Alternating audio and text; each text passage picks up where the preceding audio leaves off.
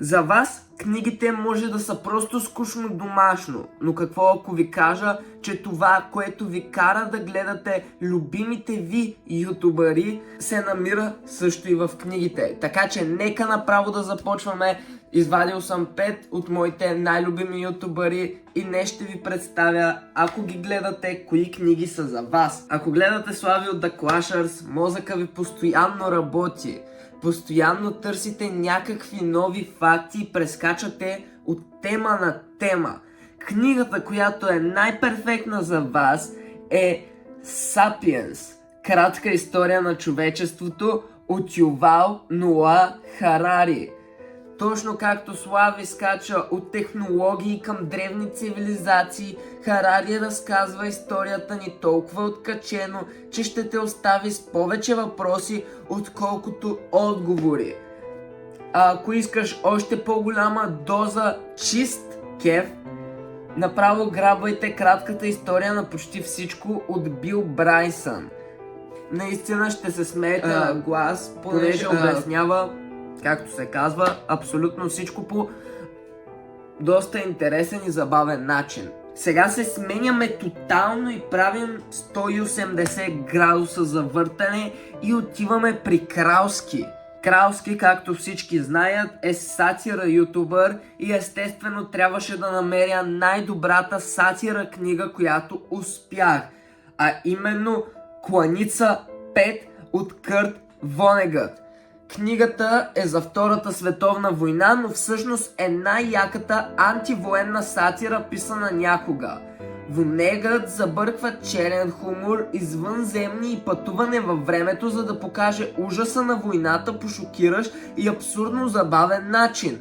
Точно както Кралски разнищва всяка драма, Вонегът намира убийствена ирония в най-тъмните кътчета на историята. Добре, до тук минахме през два различни вида книги.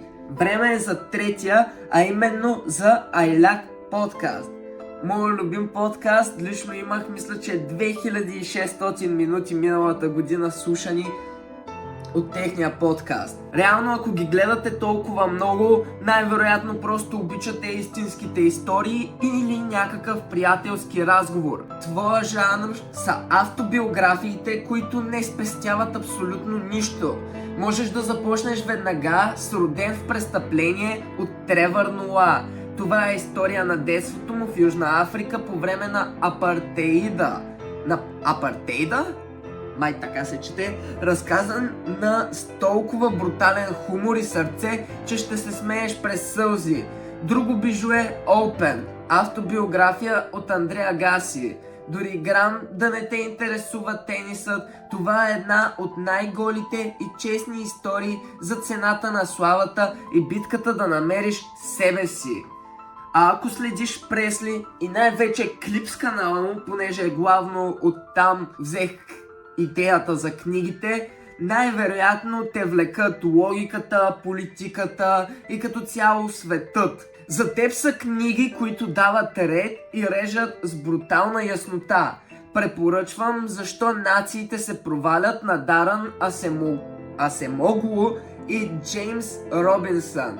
Тази книга ще ти даде безпощадно ясна система защо някои държави са богати, а други бедни, като анализира техните политически и икономически избори.